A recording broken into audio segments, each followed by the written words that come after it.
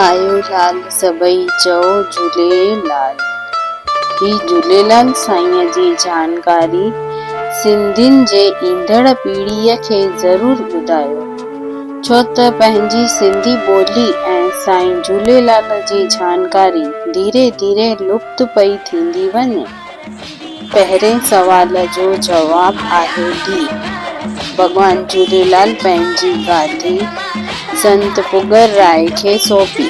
सवाल ॿियो, संत पुगर राय खे भगवान झूलेलाल जॾहिं गादी सौंपी तॾहिं उन्हनि जी उमिरि केतिरी हुई? ए 12 साल, बी 10 साल, सी 13.5 साल, डी 8 साल।